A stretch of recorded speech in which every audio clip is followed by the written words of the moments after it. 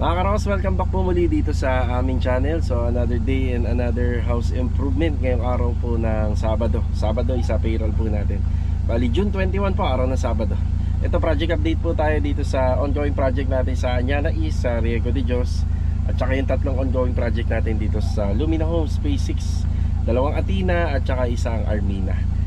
Bali titingnan po natin ngayong araw na ito mga karos kung kayang-kaya na po natin na magbuhos doon sa slab 18 square meter sa back extension na ginagawa natin sa Anyana East. So check natin ngayon para makapaghanda po tayo sa darating na Lunes. Tapos dito sa Riego de Dios project, may mga ipapadeliver na po tayo ng mga shera board na 1/4.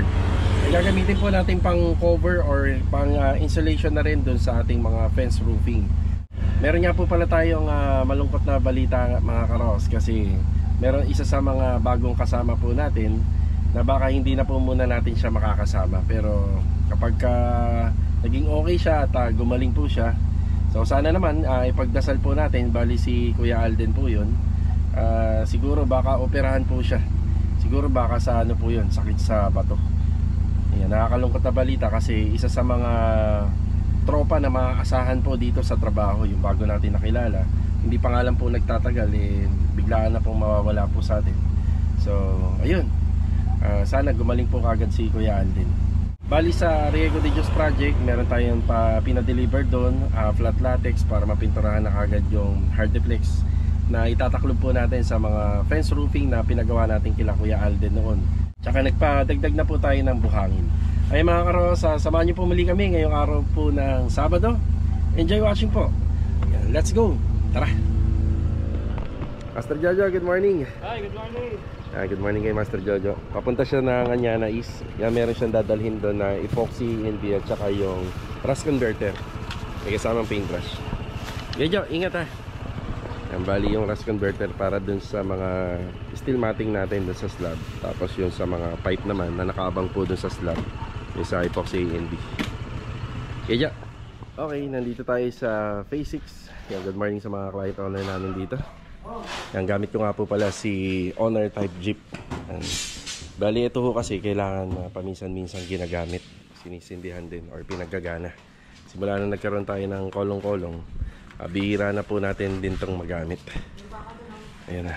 So itong gagamitin po nating service muna. Tapos pwedeng mag-e-bike na pag sa Riego. Ayan na. So bati tayo. Kuya Rigor, good morning po Kuya Rigor. Tuloy-tuloy na po si Kuya Rigor dito. Yan bali. Ano nga pala itong tinitira mo Kuya? Saan parte ito? Cabinet? Sa taas? Sa taas. Yan na.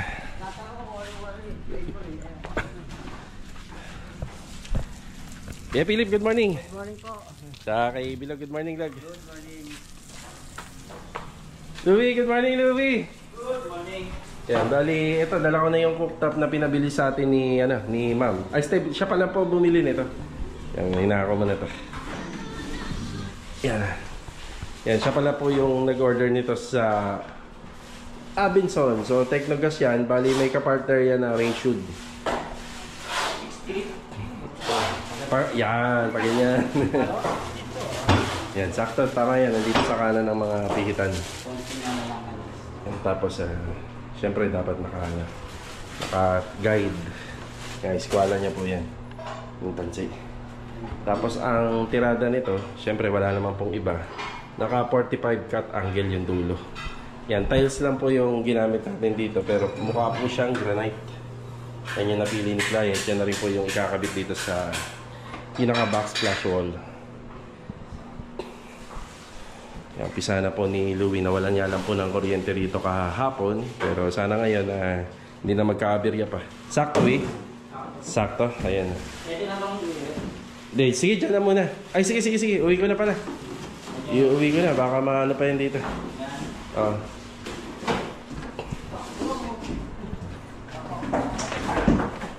Yan na, merienda. Morning, Carol. Yan, bali dito nga po pala. Yan, naka-schedule din po to. Bali, pabubuusan na po natin to. Yung elevation nga pala nito ito sa Armina. So, gawing kanan, mas mataas po yung elevation niya compare po dun sa kabila. Ang gagawin po natin dito, gagayahin lang po natin yung ginawa dun sa kabilang unit. Yan, medyo mababa, medyo mataas yung steps. Tapos meron tayong 20 cm para dun sa kanal. Ayan. Uuwi na po natin yung Technogas, yung cooktop. Tapos dito kinokompleto na po natin. Ayan. So gumamit po kami rito ng medyo madulas na tiles dun sa pinaka flooring ng ating trench drainage. Ayan dito. Ayan, para hindi po tuloy-tuloy po yung daloy ng alikabok at saka ng tubig. Ayan na. Break time na, break time. Break time.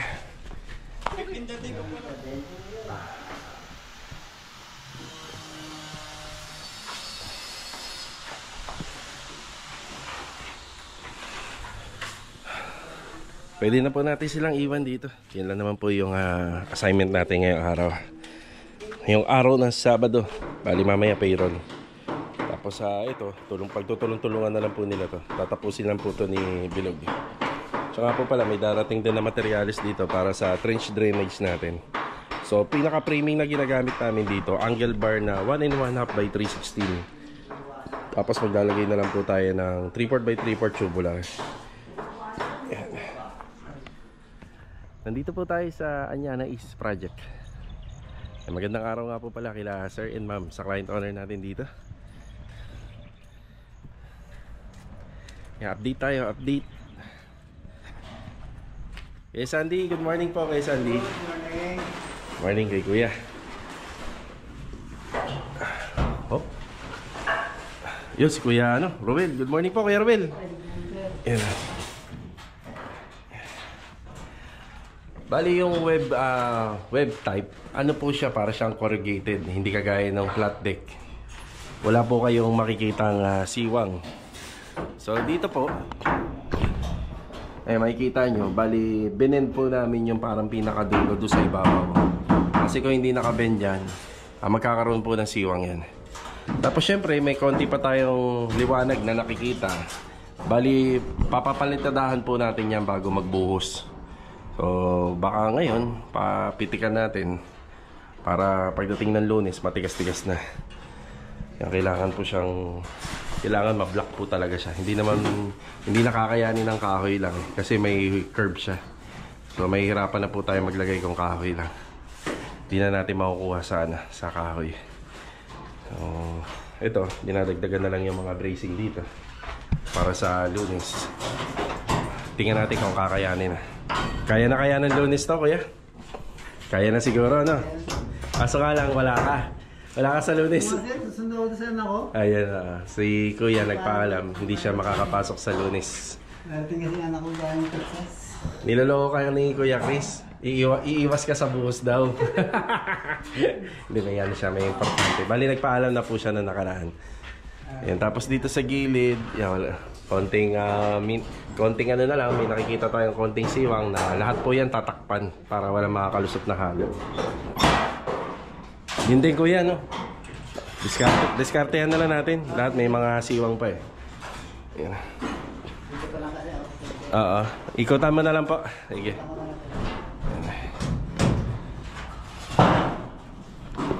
Kumpara sa mga karokas, kumpara sa flat deck, mas gusto po namin to, itong web.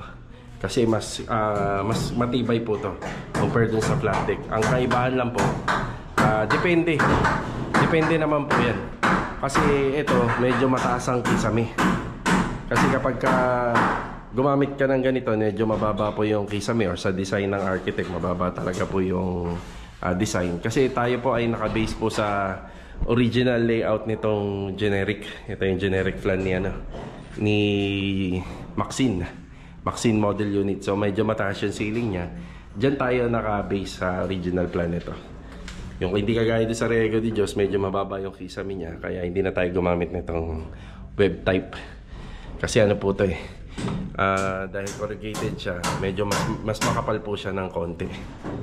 Hindi kagaya doon sa flat deck, yung ma-adjust pa natin. So medyo bababa pa po kasi yung kisame. Siguro yan, nasa mga 5 to 7 cm pa yan. Sayang naman. Kasi yun doon sa Riego de Dios, medyo mababa na ng kisame.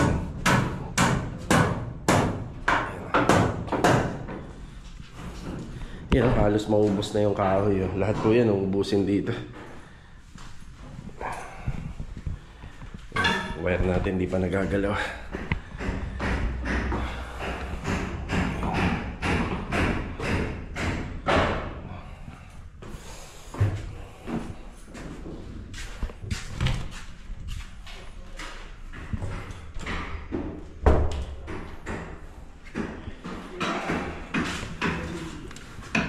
Yan dito.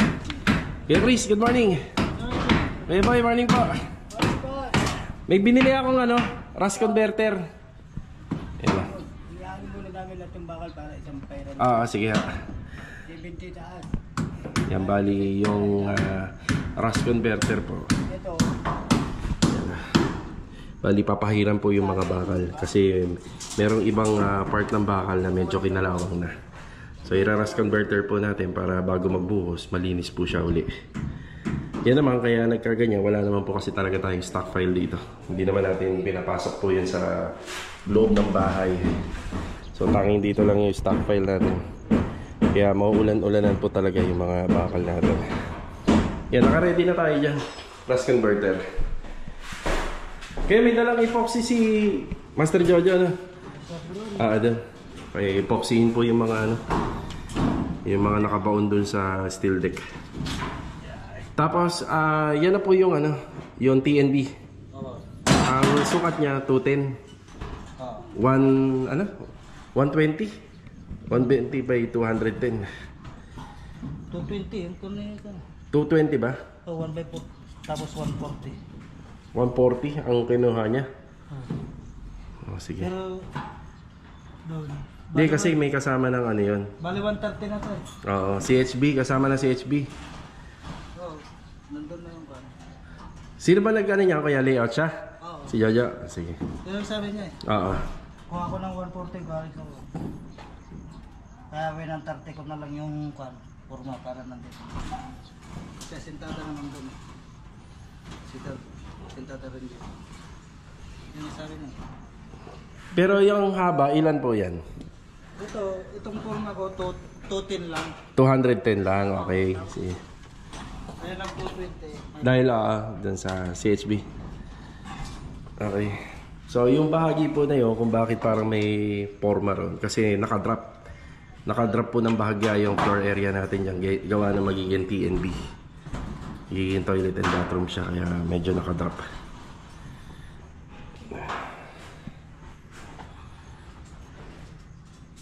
Yung bali, halos okay na po pala yung natin. Mating natin dito. 12mm. Tapos, po siya. Single mating lang. Naka-steel deck naman po. Bali si client po, kinausap ko na regarding dito. Kung meron pa po bang ibang water line and floor drain. Para bago po natin mabuhusan, naka-ready na. So, according naman po kay client, halos wala na po. So ito lang po kasi yung pinadagdag niya sa plano. Yan, bali sa pag natapos, toilet and bathroom, tapos walk-in closet yata yun, yung doon sa dulo. Tapos ito isang bedroom pa. Yan po yung parang pinaka magiging layout niyan.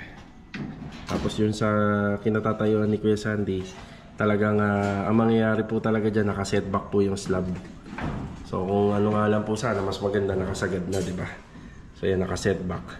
Tapos yung gagamitin na lang po dyan, isa bubong na lang po. Or yero, long span, tapos inside gutter. Bali mamaya papapahiran natin yan ng rust converter. Yan para malinis na. Tapos sa Lunes, huwag lang mag-uulan-ulan.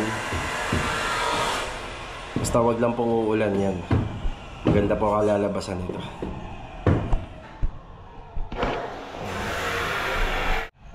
Itutuloy lang po nila yung trabaho rito. Yan, pwede na po natin silang iwan. So wala naman po silang masyadong mga kailangan dito. Gawa ng lahat naman po nung natin gamit nandito. Bali may mga scaffolding tayo rito na makakatulong sa trabaho natin sa darating na Lunes. Bali natanong ko naman na sila, final na. Bali sa Monday, yan, syempre dagdag tayo naman power dito. Tapos sa Monday din, yan, preparasyon dahil marami pong ipapadeliver. siguro magpapadeliver pa tayo ng isang ganito pa kadaming graba, tsaka sa buhangin mga 2 ganyan pa sa nakikita natin. Tapos sa simento naman, ito yung update sa simento natin. Marami-rami pa naman, pero mas maganda na kaya may stock na. So sa bilang ko, nasa 22 o 23 na lang to. Kaya isa na lang yung pinulik board natin, oh. Magagamit pa natin yan.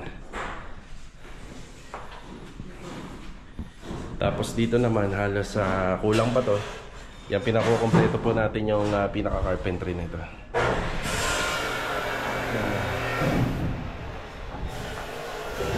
Pako kuya, wala naman. Okay. Marami pa ako, no? May mga yung luma, pwede mo na visit ko. Sige.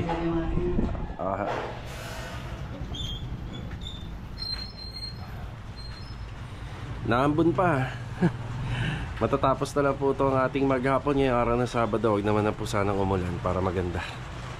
Nako. Magdedire-diretso na. Nakakarawas after break time. Nako, mukhang uulan na. Di pa tayo nakapagbigay ng update dito sa Riego de Dios project at saka yung isang project natin dito sa phase 6. So shoutout muna kay Pretzel Bukal de Maulo. Ayan, from Iloilo. Yan, God bless, shoutout ko sa inyo. Tapos mula naman sa comment ni Ma'am Estrelita Florendo. Bali yung isang maliit na bintana po sa may bandang second floor. Yung ibabaw niya po kasi biga na. So dati naipaliwanag ko rin po kay client yon, kung pwede lang po sana natin tanggalin yun. Kaso nga lang hindi po, suporta po kasi ng bahay po yun. So biga na po yun, kaya medyo maliit na po talaga yung bintana.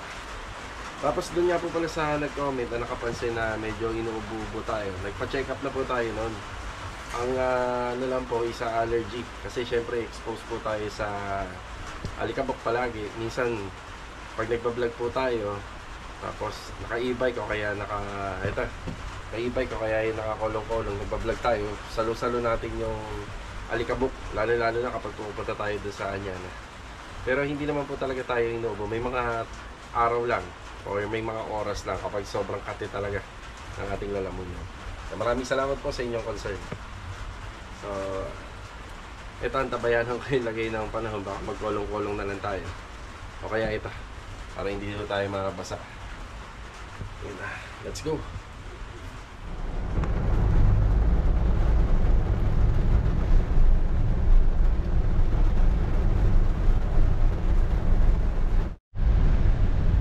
Malakas-lakas din yung ulan. Pero sa tansya ko, parang mabilis lang din itong mahuhupa. Maganda naman yung kalangitan natin banda ron eh. Ang inaalala ko, yung project natin sa Anyana. Sana bago matapos tong araw na Sabado, yung mga manggagawa natin, sana makakauwi sila ng maayos. Payroll pa naman po tayo. Bali yung payroll natin dito na sa bahay. Tapos yung rust converter, sana na-apply po sana nila ng maayos para doon sa mga bakal. Tsaka pala mga karos, meron tayong pina-deliver kanina sa Riego de Dios. Dito pala yung pwesto nila, nila Ate Weng, yung in-order natin regular sa hardware store, sa mga project natin yan dyan. Pero kanina in-order ko muna sa iba yung share board na 1/4, yung pang partition, pang kisame. Minsan nilalagay po natin sa insulation sa ibabaw po ng ating trusses. Sa iba ko muna in-order ko na lang muna dito sa paradahan kasi wala silang masyadong stock dito. Yun doon kila Mamela ni Hardware yon, maraming stock na materyales. Yan, mukhang saglitan lang naman yung malakas na ulan. Tapos siguro mamaya hanggang maghapon, ambon-ambon na lang siguro. Tara, pumunta muna tayo kay Mamela ni Hardware para bayaran yung pina-order natin sa Riego de Dios project. Ito kapag talaga na iba-vlog ko yung sulat ni ma'am, hindi talaga maintindihan eh. So bali, ito yan, share board na 1/20 plus, hindi maintindihan to. Itong isang balde ng flat latex, tapos dalawang roller number 7. Yan, 10,610. Yan, sorry naman kay ma'am. Importante rin talaga isulat kasi pagka gumagawa kami ng breakdown ng report, baka mamaya hindi ko na maalala kung ano tong mga to. Diba? Tara. O diba, sabi ko aaraw din kagad yan. Diba? Ayan o. Ika nga, matatapos yung araw namin na ganito, maganda yung panahon. Nandito na po tayo sa Riego de Dios Project. Magandang araw nga po pala sa aming client owner dito. And magandang araw rin kina Mama Catherine and family. Yun o.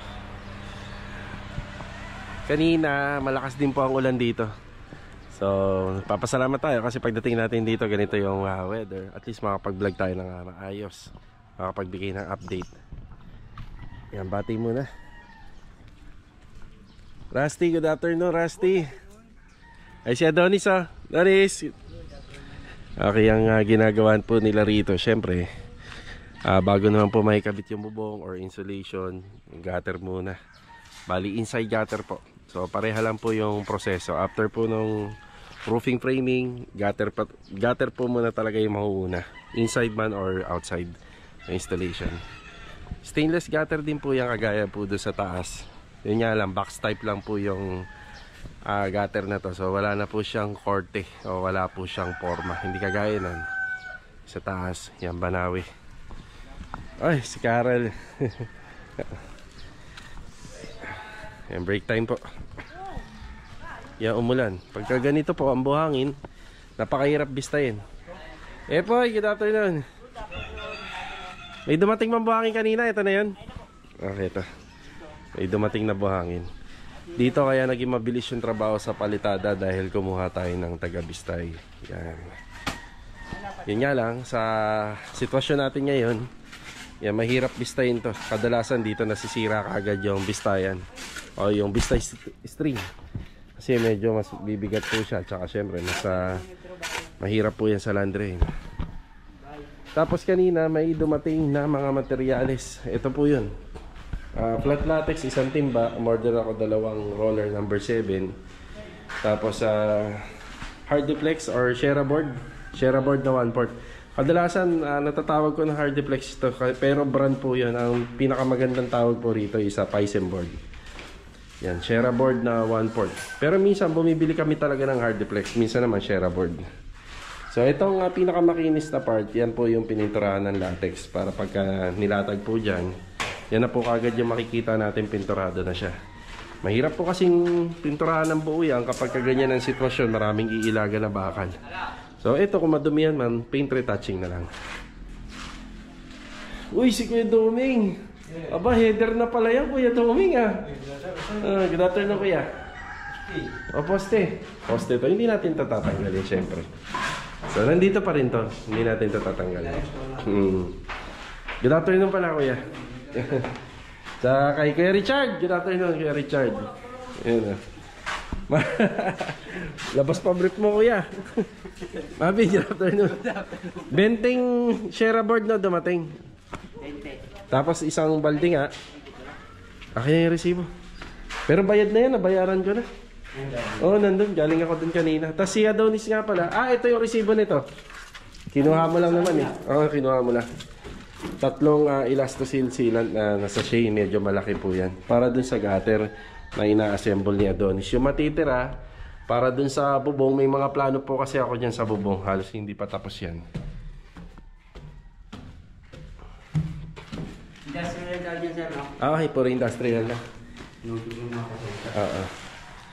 So sinobrahan ko na yan. Yung hardiplex. Yung hardiplex Sheraboard. Sinobra ko na kasi magamit naman natin sa ceiling. Sige, sige. Tapos ang inaasikaso nila dito, para saan tong palitada natin dito na halo. Ayun na, nagpipintura rin pala sila ng primary. Ibang part dito hindi pa pinturado. Yan na. So kompleto na ang spandrel ceiling natin. Diba? Ganda lakas makayaman. Uso na talaga to, yung mga ganito. Yan Siyempre mas matibay yan compare sa PVC. Yan. Ang ganda.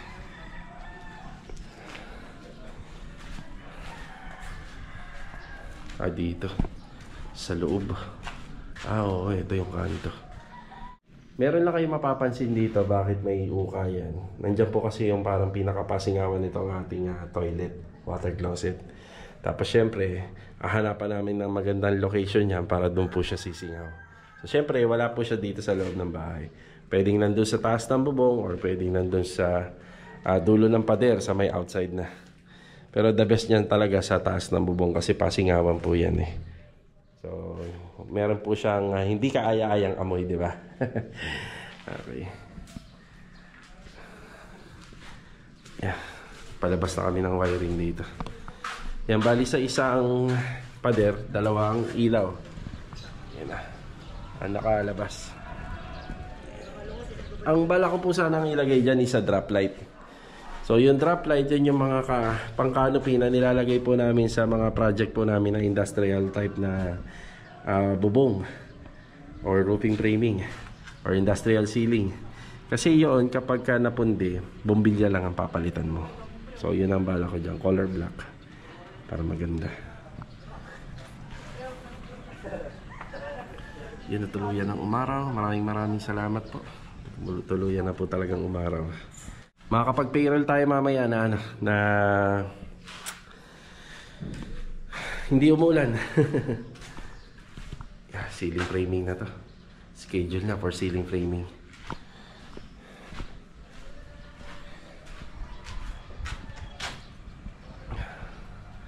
Yun nga, nakakalungkot lang pong isipin mga karohos kasi si Kuya Alden, saglit lang po namin siya nakasama. Tapos yun, sayang kasi ilang buwan pa lang po siya dito. Wala, hindi ako sigurado kung naka-isang buwan na yata siya or wala pa. Kalimutan ko na rin. Pero mabilis niya lang po nakuha yung loob ng buong tropa. Tsaka syempre ako. Yan. Ako po kasi talagang pag nakikita ko ang isang manggagawa talagang kalidad, talagang hinahangaan ko rin po talaga ng gusto. So syempre kahit wala naman na po si Kuya Alden, lahat naman ng bagay na nakikita natin dito ay ginagawa na namin noon pa. Yun nga lang kasi marami rin akong plano dito sa Lee & Aki Builders. Napakarami kong plano. Kaya nga gusto kong kumuha ng sabay-sabay na project dahil alam ko mayroong mga manggagawa na kayang sundin po yung mga plano na ginagawa namin. Diba? Si Kuya Alden lahat ng gumawa nito kasama yung ibang tropa.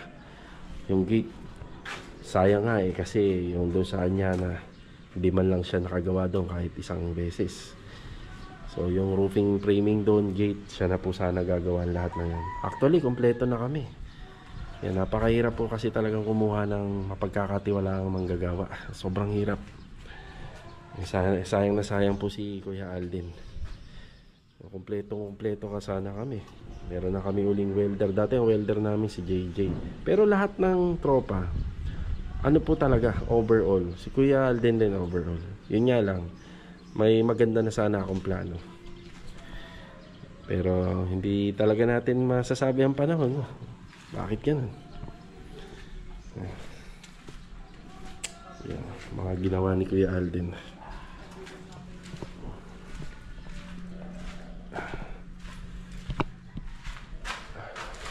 Yan, may gagawin pa sana siya dyan.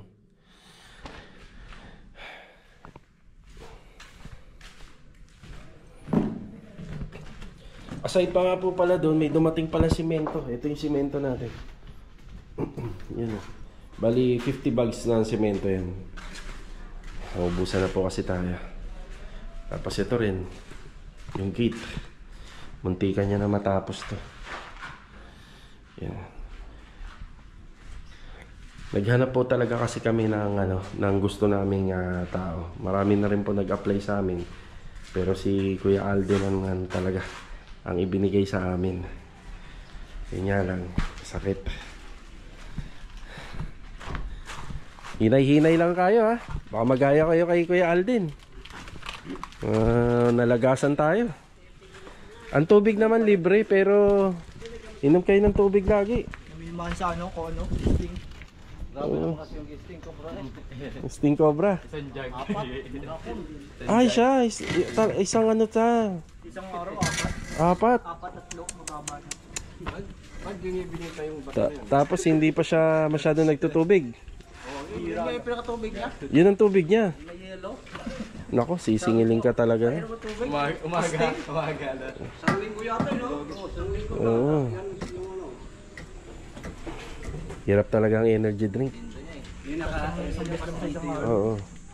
Lahat kasi ng bagay nakaka-addict eh, no? Nakaka-addict kasi lasa niyan eh. Nakakatulong po dito yung gumagano na dati yun eh. Masakit na yung ano, yung tagiliran niya. Yun din na nga niya, ano? Ano yan eh? Bato sa kidney. Kidney ang tama niya, no?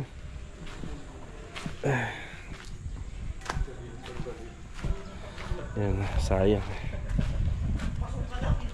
Yan, gusto ko sana makita kung paano niya ikakabit tong gate eh. Kasi na-test ko na siya sa lahat ng to. Pero, di ba doon, lahat yan, ginagawa na natin yan, di ba? Ayan, si Adoni, si Master Jojo, si Bilog. Kompleto na sana tayo eh, no?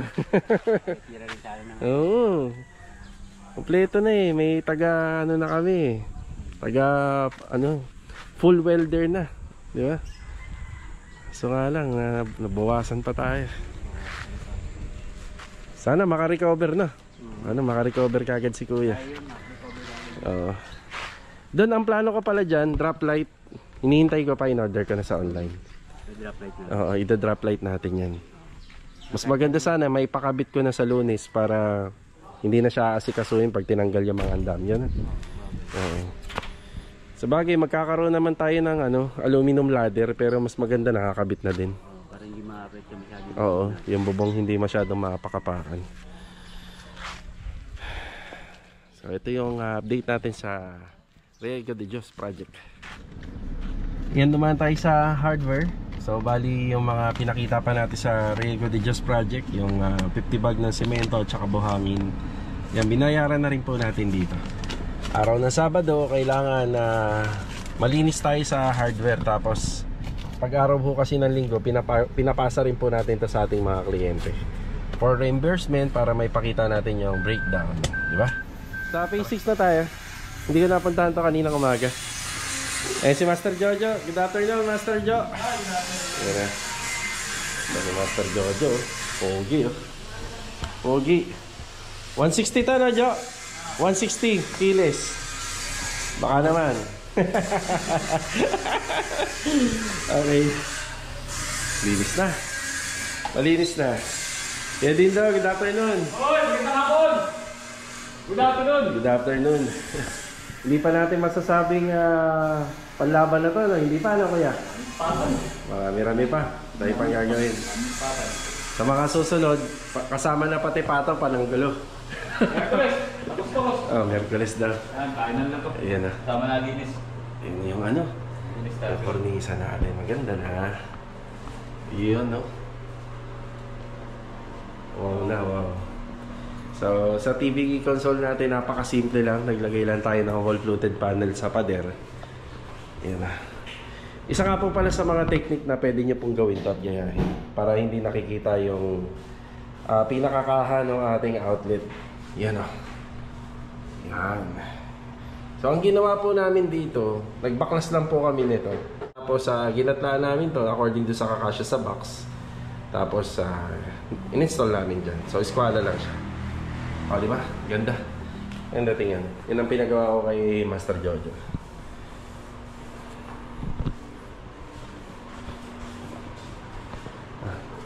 Di ba, pagpunta ni Sir, ano yata yun eh? Monday o Martes? Oo. Maganda na. Abutan niya na ng maganda to.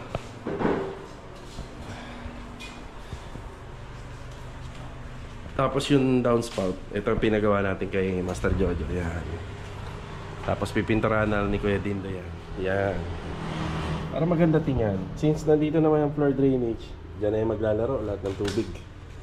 Ba? Pipinturahan na lang po para mas maganda siya tingnan. Siyempre color black na. Di na lang, ibabalik na lang po namin yung bintana rito. Lalagyan na lang ng AC box. Halos matatapos na. Tapos yung isang pirasong tiles pa. Kakabit natin dito. So may on-hand na kami yan ito.